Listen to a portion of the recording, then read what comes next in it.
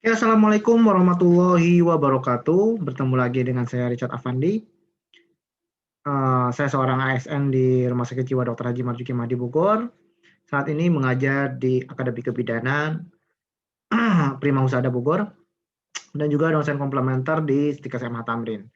Nah, hari ini kita masih dalam pembahasan psikologi kebidanan. Kita akan membahas tentang perkembangan psikologi pada wanita dewasa. Nah, tahapan ini sangat menarik gitu. Kenapa? Karena di tahapan ini adalah tahapan penyempurnaan dari tahapan-tahapan sebelumnya. Dan di tahap ini wanita dikatakan dewasa apabila sudah mencapai kematangan secara fisik maupun secara psikis gitu ya, secara mental. Nah, ini yang menarik gitu. Kenapa ini menarik? Karena di fase ini juga ada transisi perubahan antara peran sebagai seorang wanita menjadi seorang istri, harus berhubungan dengan lawan jenisnya gitu ya, dan akhirnya meningkat suatu janji suci pernikahan gitu, hingga harus berperan sebagai ibu ketika nanti mempunyai anak atau keturunan gitu ya. Nah, eh, pembahasan ini sangat menarik, jadi akan saya langsung saja bahas. Bagi yang baru pertama kali nonton video ini, rekan-rekan boleh panggil saya Mas Richard, Pak Richard gitu ya. Saya juga ibaratnya sangat interest sekali jika teman-teman mau komen. Kalau ini di share di Facebook, di Facebook, YouTube atau Instagram, teman-teman boleh komen di komentar ya. Jadi boleh bertanya di sana. Oke, langsung saja. Wanita dewasa. Nah, ini kalau sudah masuk ke fase dewasa, otomatis sudah tahapan matang. Ada hal-hal yang berbeda pada wanita apa saja? Pertama, wanita akan berubah peran menjadi seorang istri. Yang kedua, wanita juga akan berubah peran menjadi seorang ibu. Nah, untuk mempersiapkan tahapan itu ternyata nggak mudah, gitu. Ada fase-fasenya, ada faktor-faktor yang mempengaruhinya, bagaimana wanita itu bisa menerima perannya tersebut. Secara psikologi saya akan membahas berbagai hal yang terpaut dengan uh, perubahan psikologis wanita menjadi wanita dewasa. Jadi kalau kita berbicara wanita secara umum gitu ya, fasenya diantaranya kemarin kita bahas dari mulai janin berubah ke eh, bayi, bayi ke prasekolah, masuk ke sekolah gitu ya, lalu masuk ke remaja. Nah, selanjutnya adalah tahap dewasa. Yang membedakan dewasa itu apa? Kita ambil dari pengertiannya dulu, adult atau dewasa, adult ya atau dewasa, berasal dari kata Latin gitu ya, dari kata kerja adultus yang berarti setelah tumbuh menjadi kekuatan dan ukuran yang sempurna. Jadi dengan kata lain, wanita dikatakan dewasa apabila sudah mencapai puncak kesempurnaan dari pertumbuhannya. Di mana kalau di sini kita membahas tentang fisik, dia secara fisik berkembang di tahap puncaknya. Sehingga sehabis tahap wanita dewasa ini, dia tidak akan banyak perubahan secara signifikan. Misalkan kalau wanita sekolah ke remaja kan biasanya kalau mulai masuk ke pubertas itu panggul membesar gitu kan. Terus payudara juga membesar gitu dan secara fisik gitu ya dia mulai mengalami apa namanya? Ciri-ciri kedewasaan pada perempuan gitu. Baru tumbuh tuh gitu. Nah, kalau udah masuk ke dewasa, itu dia sudah di tahap sempurnanya pertumbuhan si panggul itu segitu, gitu, pertumbuhan payudara sekian, gitu, dan dia nggak terlalu banyak berkembang lagi tuh di situ, tidak terlalu signifikan berkembangnya, tidak seperti yang pas dia di tahap sekolah ke remaja, tiba-tiba kok tumbuh gitu, secara fisik gitu, dan secara mental pun berbeda karena adanya pergolakan emosi yang diakibatkan hormon tadi pada remaja itu hormon itu mulai seimbang, mulai stabil di masa dewasa ini. Sehingga dia bisa lebih bijaksana dan lebih bisa menyikapi segala sesuatu dengan pertimbangan logika dan pertimbangan emosi yang stabil gitu dibanding tahapan remaja tadi gitu ya. Nah, individu telah menyelesaikan proses pertumbuhan fisiknya dan siap menerima peran dan kedudukan di masyarakat bersama dengan orang dewasa lainnya. Nah, bedanya ketika kita masih di remaja, dia masih memikirkan saya ini siapa. Fokusnya pada aku. Aku mau menjadi apa, aku siapa, aku bagian dari siapa gitu. Makanya identitas diri itu berkembang di remaja. Tapi kalau udah masuk ke fase dewasa, itu dia harus melanjutkan kehidupan. Biasanya dia akan mengikat janji suci, cuci gitu ya, menikah gitu. Nah, itu otomatis dia sudah menentukan peran baru tuh. Yang tadinya peran sebagai anak, sekarang peran sebagai istri gitu. Sebagai pasangan gitu. Dan harusnya dia mulai lagi tuh ketika dia kan pada saat dewasa ini masa reproduksinya di tahap patang gitu ya. Sehingga ketika tahapan ini sel telurnya sudah siap untuk dibuahi gitu. Sehingga ketika melakukan hubungan seksual antara wanita dan laki-laki maka akan bisa menghasilkan keturunan seperti itu. Dan otomatis ketika menghasilkan keturunan beda lagi perannya, si wanita dewasa ini harus menjadi peran ibu. Sehingga dia harus mempunyai kesiapan dalam menerima peran dan kedudukan di masyarakat. Gitu. Nah, fase-fase masa dewasa secara umum ada 3 fase. Walaupun ada yang menggolongkan menjadi 2 fase gitu ya, tapi yang secara umum banyak dibahas oleh para pakarnya adalah 3 fase. Fase pertama adalah fase dewasa dini atau early adulthood gitu ya. Early itu biasanya di atas 18 tahun sampai usia rentang sampai 40 tahun. Ini biasanya berada di kondisi yang ajeg, di mana dia tidak berkembang lagi lebih dari ini gitu ya. Biasanya ini udah di tahap paling puncaknya gitu. Dan masa ini adalah masa produktif. Makanya di masa ini ketika wanita menikah gitu ya, itu biasanya bisa melanjutkan keturunannya gitu ya. Dan di tahap ini adalah tahap penyempurnaan dan tahap ini biasanya perempuan itu ada di masa di mana dia produktif gitu. Dan dia biasanya sudah mulai matang di situ di umur ini gitu. Dia mencari kematangan diri untuk menjadi seorang ibu, seorang istri seperti itu. Nah, yang kedua, middle age yaitu 60 tahun, dewasa madya. Middle age ini biasanya 40 sampai 50 tahun. Nah, middle age ini itu biasanya di tahap di mana wanita mengalami menopause. Jadi perkembangan reproduksinya sudah mulai menurun. Bahkan kecenderungannya dia sudah secara fisik dan secara seksual itu sudah berkurang kemampuannya. Dari mulai rubrikannya mulai tidak terlalu banyak keluar, hormon-hormon seksualnya juga mulai berkurang sehingga jadi juga dia tidak mengalami berkurang tuh siklus datang bulannya juga berkurang gitu ya. Sampai akhirnya tidak terjadi siklus itu lagi gitu. Nah, itu yang terjadi yang namanya menopause. Dan uniknya di umur ini secara psikologis gitu, biasanya orang-orang di masa dewasa madya, terutama wanita gitu, itu denial. Jadi menolak tua gitu ya. Gak mau dirinya dikatakan tua dan gak mau dirinya menjadi tua gitu. Sehingga apa? Biasanya terjadi adalah sikap overacting dan dananya terlalu menor atau tebal gitu ya. Karena apa? Karena ingin menutupi kekurangannya. Misalkan ada keriput dikit dipakai bedak supaya tebal ya nggak kelihatan gitu. Terus dan dia juga mencari perhatian orang-orang yang lebih muda gitu. Makanya ketika umur ini juga kadang didukung dengan data penduduk ya. Kebanyakan umur di atas 40 itu laki-laki itu lebih cepat meninggalnya gitu ya. Jadi laki-laki itu secara umur dia lebih cepat dibanding perempuan gitu. Sehingga banyak sekali yang di umur 40-50 tahun, biasanya di umur 50 tahun ya, itu udah tidak tidak bersuami lagi gitu. Karena suaminya meninggal atau suaminya mengalami kecacatan atau suaminya akhirnya nggak produktif gitu, yang akhirnya bercerai gitu. Jadi banyakkan sekali di umur ini si wanita dewasa itu mengalami ibaratnya keinginan untuk mendapatkan perhatian dari orang yang sekitarnya. Terutama dia karena merasa ingin dilihat muda, dia biasanya mencari pasangan baru yang berusia jauh lebih di bawah individu tersebut. Dan tentunya dia menutupi kerut-kerut di wajah dengan menebalkan kosmetik yang digunakan. Ini nggak semua sih, tapi rata-rata begitu. Yang selanjutnya dewasa lanjut atau old age, yaitu 60 tahun sampai meninggal. Tadi berarti dari 40 sampai 60 tahun ya. Yang ini berarti masa dewasa tua atau dewasa lanjut gitu ya. Itu old age 60 sampai meninggal. Masa ini sering diistilahkan senescent gitu ya, atau senil gitu ya, atau usia lanjut.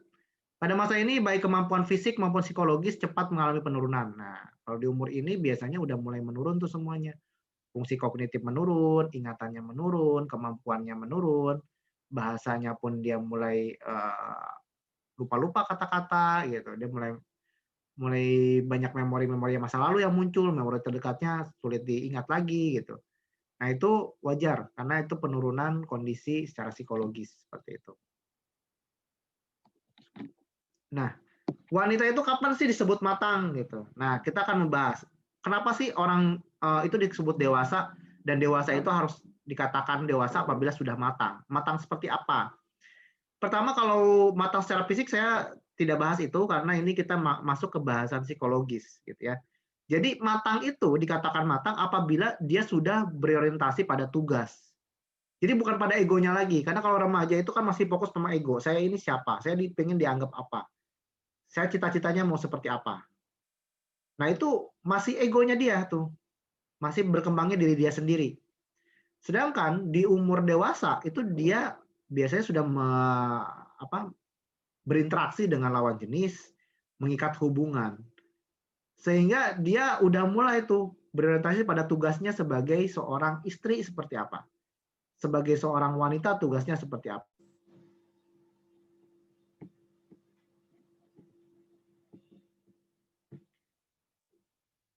Nah, selanjutnya, oke kita buka lagi.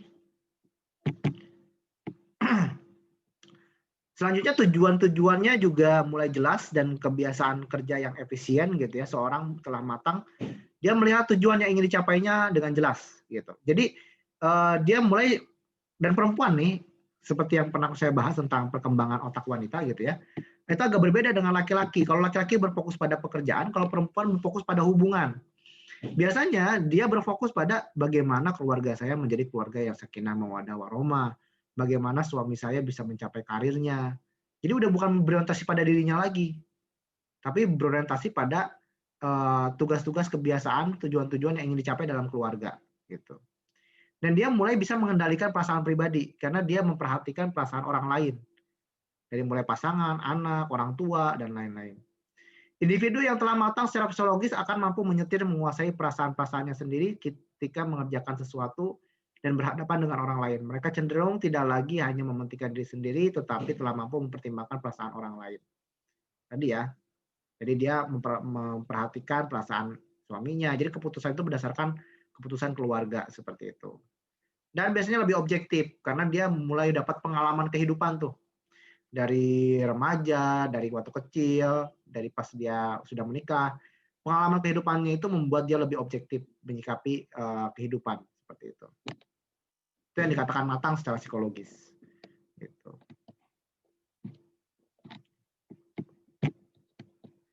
Nah, selanjutnya membahas tentang perkembangan psikologis ini, ada teori yang membahas ini, yaitu teori Reva Rubin dan Ramona Mercer dalam kehamilan. Gitu ya. Jadi di dalam kehamilan ini, dalam wanita menuju fase kehamilan, itu ternyata wanita dewasa itu mempunyai faktor-faktor dan fase-fase tertentu sampai dia siap menjadi seorang ibu. Gitu. Ini yang dibahas oleh Reva Rubin dan Ramona Mercer. Oke, kita akan bahas dulu teori dari Reva Rubin. Reva Rubin dia lebih membahas pada pencapaian perannya dari seorang ibu. Gimana seorang wanita dewasa bisa menjadi seorang ibu, mencapai perannya menjadi seorang ibu. Nah, fasenya itu enggak tiba-tiba dia punya anak langsung jadi ibu, enggak. Jadi kalau kita bahas, ternyata Reva Rubin dia membahas teorinya gitu ya. Di antaranya menurut Rubin untuk mencapai peran menjadi seorang ibu, maka seorang perempuan membutuhkan proses belajar berupa latihan-latihan. Nah, ini yang dibahas tadi nih. Jadi si wanita itu untuk bisa merawat anaknya nanti dan dia menganggap dirinya seperti seorang ibu, dia butuh melakukan latihan-latihan gitu. Dan dalam proses ini Perempuan diharapkan mampu mengidentifikasi bagaimana perempuan tersebut bisa mengambil peran sebagai seorang ibu. Dari mulai kecil kan dia main masak-masakan, main bapak-bapakan, ayah-ayahan gitu ya, adek-adean gitu, dede-dedehan gitu ya. Itu sebenarnya fase tuh dia mulai belajar gitu, mulai mengenal oh peran ibu seperti ini. Nah, akan lebih matang lagi ketika dia pranikah, dia sudah mulai diajarkan oleh ibunya bahwa kamu akan menikah, kamu begini begini begini. Dia akan tahu tuh peran sebagai ibu gimana. Dan kadang-kadang dia dititipin adiknya yang masih kecil, atau dia dititipin sepupu, anak dari sepupu atau anak dari tetangga atau anak kecil gitu ya. Dan dia berusaha untuk latihan untuk merawat bayi tersebut gitu. Entah ngasuh, entah main sama anaknya gitu. Dan dia mulai tahu nih peran ibu seperti apa. Dan peran-peran itu diperoleh melalui belajar yang dicapai lewat satu rangkaian aktivitas. Walaupun proses ini mungkin dapat melibatkan efek yang negatif, misalnya intervensi atau tindakan, walaupun dia bukan ibu gitu ya, dia ngasih minum bayi gitu, bayi orang lain gitu ya, itu kan agak riskan juga sebenarnya gitu kan, karena dia baru menjadi seorang ibu gitu ya, baru mencoba peran menjadi seorang ibu, padahal itu anak orang lain gitu, atau ponakannya sendiri atau adiknya sendiri gitu, dia mencoba menjadi kalau saya jadi ibu seperti apa gitu. Namun teori ini sangat berarti bagi seorang wanita, terutama calon ibu yang mempelajari peran yang dialaminya kelak, sehingga ia mampu beradaptasi dengan perubahan yang akan dihadapinya, khususnya perubahan psikososial dalam kehamilan setelah melahirkan. Nah, kalau misalkan kita berbicara tentang teori Rubin ini, gitu ya, harapan seorang ibu itu ada beberapa, diantaranya adalah yang pertama memastikan keselamatan secara fisik dan kesejahteraan ibu dan bayi. Jadi ketika dia hamil, harapan dia ingin selamat tuh lahirannya, baik bayinya maupun dirinya gitu. Yang kedua memastikan penerimaan masyarakat terutama orang-orang yang sangat berarti bagi ibu dan bayi. Nah ini ada gariskannya gini, kadang-kadang banyak peran ibu itu yang terjadi karena terpaksa gitu. Dia nikah karena hamil di luar nikah misalkan, bahasanya seperti itu ya. Sehingga masyarakat menolak, orang tua menolak, suaminya pun terpaksa harus nikahin dia gitu. Sehingga tidak adanya penerimaan dari masyarakat. Itu pun berpengaruh gitu ke diri dia untuk berkembang untuk menjadi seorang ibu. Karena dia merasa itu takdir yang tidak diinginkan olehnya gitu. Nah, yang diharapkan justru adalah diterima secara baik oleh masyarakat. Dia diterima sebagai seorang ibu, nyonya dari suaminya gitu ya. Plus dia juga punya anak dan anaknya diakui di dalam status keluarga seperti itu. Yang selanjutnya penentuan gambaran identitas diri. Diakui dirinya sebagai ibu. Mertuanya juga mengakui dirinya patut menjadi seorang ibu. Karena kan banyak mertua-mertua yang anak diasuh sama kamu mah nggak bagus gini gini gini, malah menghardik si wanita tersebut. Sehingga wanita tersebut peranannya menjadi tidak berkembang sebagai seorang ibu. Dia merasa bersalah, apapun yang dia lakukan sebagai ibu malah salah. Yang benar mertuanya terus gitu. Ibaratnya seperti itu. Atau bahkan ibunya sendiri gitu. Karena dia dulu ngasuh dirinya, ngasuh si wanita ini dengan baik, bisa berkembang. Pada saat si wanita itu merasa ada sesuatu hal yang salah waktu dia kecil dan dia coba merubah, si ibunya menentang itu gitu. Misalkan seperti itu. Jadi identitas diri sebagai seorang ibu, dia merasa meragukan dirinya tuh akhirnya gitu ya. Dan mengerti tentang artinya memberi dan menerima. Nah, mulai itu dia nyusuin anak, malam-malam harus bangun, netein anak gitu ya, bikinin susu. Udah gitu ganti pampers, harus bangun tidur lagi gitu. Yang biasanya kerja tenang harus ngasuh anak gitu, yang biasanya cuma ngasuh suami aja, harus juga sekarang ngasuh anak, belum lagi suaminya juga pulang kerja capek gitu, dia juga harus melayani gitu. Nah, itu mulai belajar tuh arti memberi dan menerima gitu. Karena nggak semuanya itu ada timbal balik dalam bentuk fisik gitu. Dia mulai belajar tentang itu. Yang selanjutnya perubahan yang umumnya terjadi pada perempuan pada waktu hamil itu biasanya ibu cenderung lebih tergantung dan lebih memerlukan perhatian dan dapat berperan sebagai calon ibu dan mampu mempertahankan perkembangan janinnya. Nah, ini yang diharapkan nih ibu, orang-orang sekitarnya itu mau membantu dia sebagai calon ibu untuk mendapatkan perhatian gitu. Karena biasanya nanti kalau ini dibahas di teorinya Mercer ya, ada yang namanya stres antepartum, di mana dia dapat banyak stresor gitu dari lingkungan sekitar, Dari peran dia yang baru jadi ibu, ngelihat bayinya ini diapain ya gitu. Oh, ada bayi di samping saya harus ngapain nih gitu. Naluri ibunya mulai berkembang, namun stres di pikirannya, ini salah apa benar gitu. Itu muncul tuh. Dan biasanya ibu memerlukan sosialisasi, dari mulai dia harus bertanya pada orang tuanya, pada mertuanya, pada orang sekitar dia, pada orang-orang yang lebih berpengalaman menjadi ibu, dan dia juga harus berkomunikasi dengan suaminya gitu, agar tidak terjadi masalah dalam keluarga. Yang selanjutnya, tahapan secara psikososial untuk calon ibu mencapai perannya itu ada kurang lebih ada empat tahapan gitu ya. Yang pertama adalah tahap anticipatory stage gitu ya.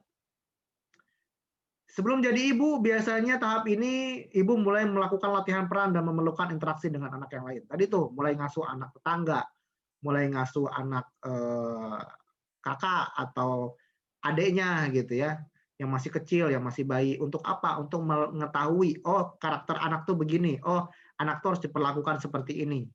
Oh ketika dia nangis berarti dia lapar. Nah itu dipelajarin tuh sama dia tuh. Nah, setelah fase itu masuk ke fase honeymoon stage.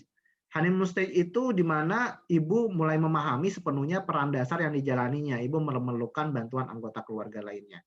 Nah, dia mulai menyadari kalau ibu itu berarti perannya adalah misalkan memberikan kebutuhan bagi anaknya, disusuin anaknya. Terus kalau nangis berarti dikasih minum gitu. Atau kalau misalkan nangis berarti lagi pup.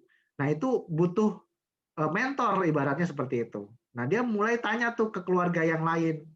Bisa nanya ke tetangganya, bisa nanya ke sepupunya, bisa nanya ke yang udah menikah di keluarganya, atau nanya ke mertuanya, bahkan nanya ke ibunya. Gitu. Di tahap ini dia mulai belajar peran. Gitu ya. Lalu masuk ke plateau stage, yaitu ibu akan mencoba apakah ia mampu berperan sebagai seorang ibu. Nah, kalau tadi itu dia baru ngerawat nih, nyobain gitu. Dan masih nanya-nanya. Di tahap plateau stage itu mulai mandiri tuh. Dia coba rawat sendiri, dia coba berperan di planning sendiri apa yang harus saya lakukan gitu. Dan tahap ini memerlukan waktu beberapa minggu kemudian ibu melanjutkan sendiri. Jadi butuh waktu kurang lebih ya berapa minggu gitu. Dia akan berusaha merawat sendiri.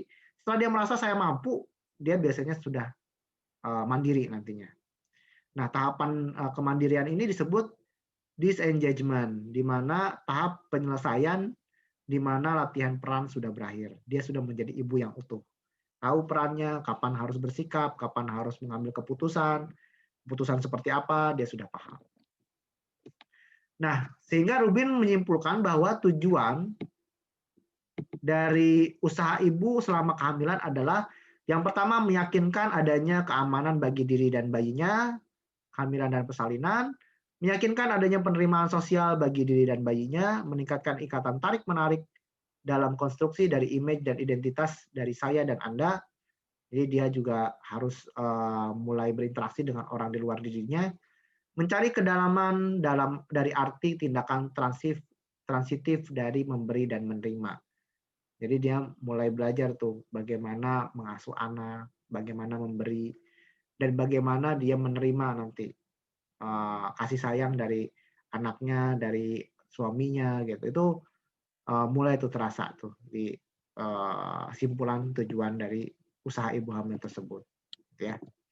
Nah itu teori dari Reva Rubin. Nah Reva Rubin ini punya murid. Muridnya namanya Ramona Mercer.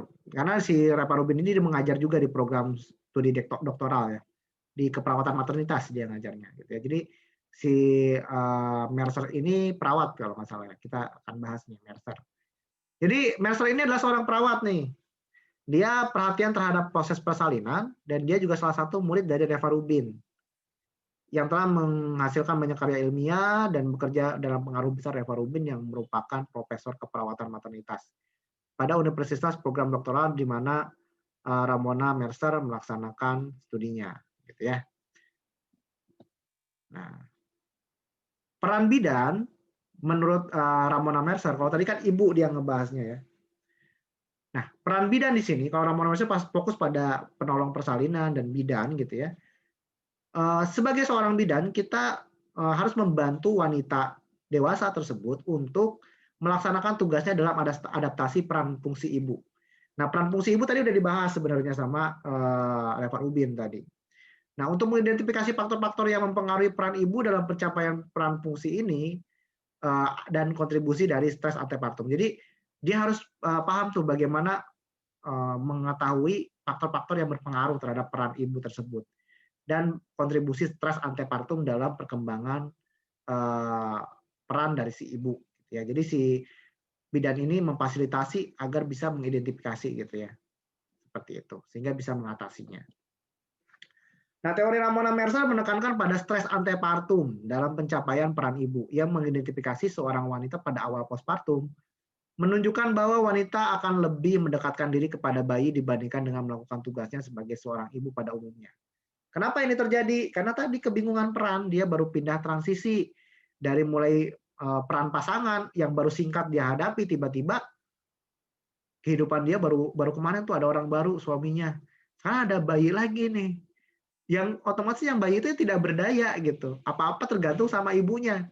Sehingga si ibu pun mau nggak mau fokusnya akan pada bayinya dan dia tidak fokus lagi mulai hilang fokusnya terhadap perannya sebagai uh, ibu pada umumnya gitu. Dia masih fokus bagaimana di fase tadi tuh, fase apa namanya plateau stage. Dia mulai mencari gimana caranya nih memplanning ini perawatannya gimana, bayi saya harus digimanain, fokus pada bayinya gitu. Dan itu menyebabkan stres antepartum gitu. Nah, jadi menjadi seorang ibu berarti mengambil suatu identitas baru dan identitas baru mencakup pemikiran kembali secara menyeluruh dan mengidentifikasikan kembali mengenai dirinya sendiri sehingga dia memulai lagi tuh bagaimana mengembangkan dirinya gitu ya. Pokok-pokok pembahasan Mercer menurut Atik 2014 yaitu yang pertama adalah efek stres antepartum gitu.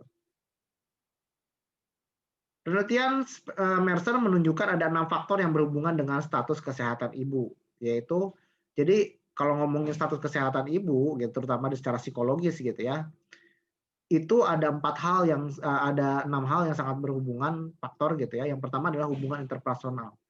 Interpersonal itu ke dalam dirinya, bagaimana dirinya bisa meyakinkan dirinya untuk menjadi ibu, sangat penting sekali.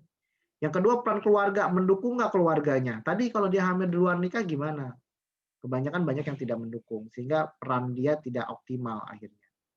Yang selanjutnya adalah stres antepartum. Stres antepartum tadi ketika ada bayi, dia bingung nih, ini mau gimana? Ini orang anak tidak berdaya gitu. Dia sehingga fokusnya pada bayi dan mulai tuh muncul stresor-stresor yang membuat dia tegang gitu ya.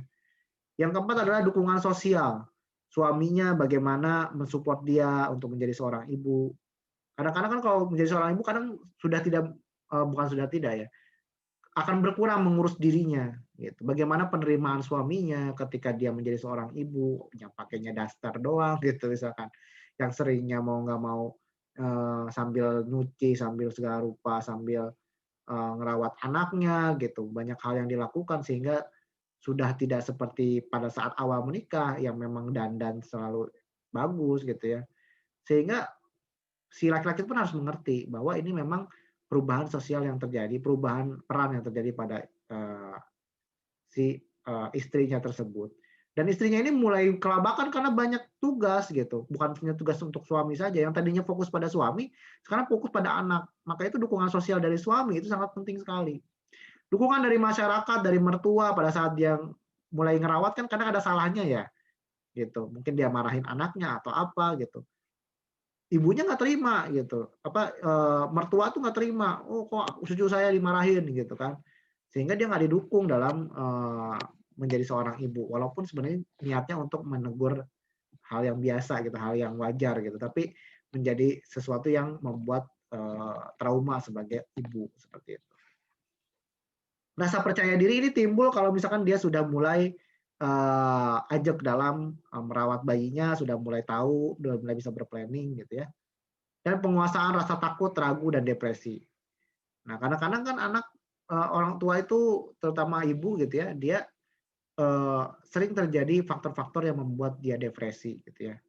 Kayak misalkan suami yang dalam tanda kutip misalkan di umur itu kan dia udah udah banyak nih saat ini aku menangis gitu ya. Orangnya hamil tiba-tiba nikah lagi gitu ya. atau rasa takut gitu karena takutnya ibaratnya dia nggak bisa kerja lagi, dia nggak bisa ngapa-ngapain gitu karena hanya fokus pada anak saja gitu. Itu juga tuh.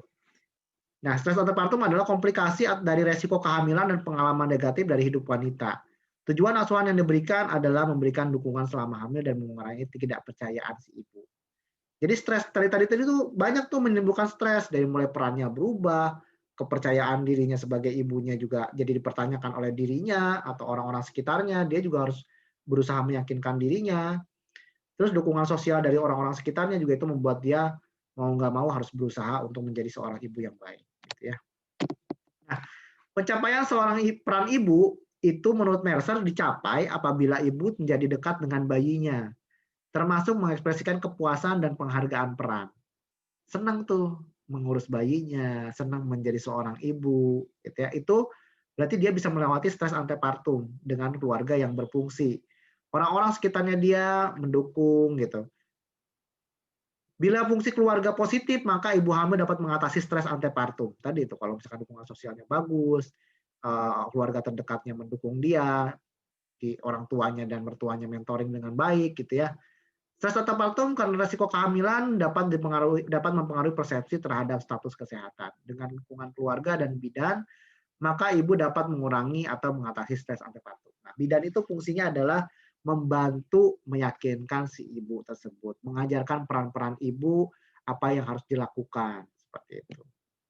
Nah, jadi kalau Mercer ini lebih fokus pada si tenaga bidannya, gitu. Kalau tadi Ramona si Reparubin dia fokus pada ibu secara keseluruhan menjadi ibu tuh perannya seperti apa, gitu.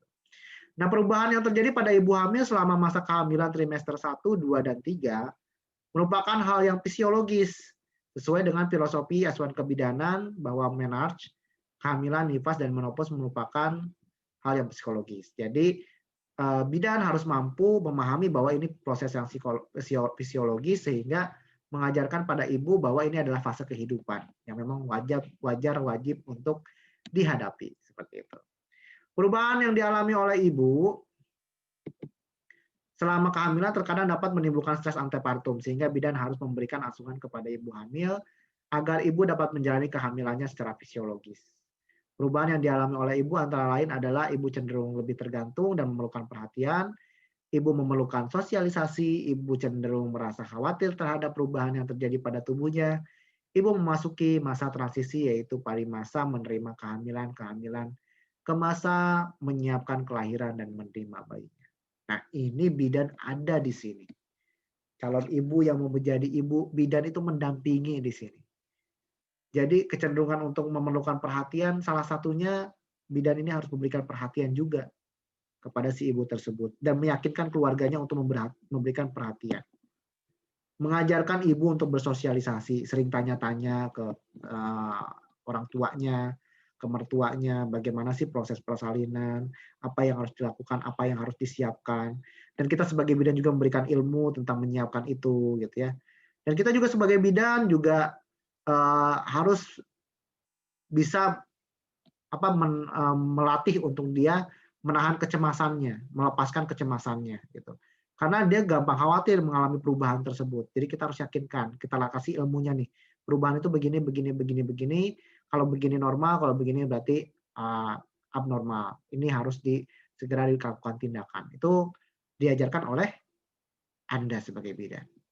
Dan ibu masuk transisi di mana masa menerima kehamilan dan menyiapkan lahiran. Nah, itu peran bidan sangat penting di sini nih, dari mulai awal sampai akhir. Oke, yang terakhir munculnya penghargaan diri, gitu ya. Itu yang diharapkan gitu. Setelah dia menjadi seorang ibu, dia bisa menguasai dirinya, maka fungsi keluarga akan berkembang dengan optimal. Itu pembelajaran hari ini, semoga bermanfaat. Saya Richard, Assalamualaikum warahmatullahi wabarakatuh.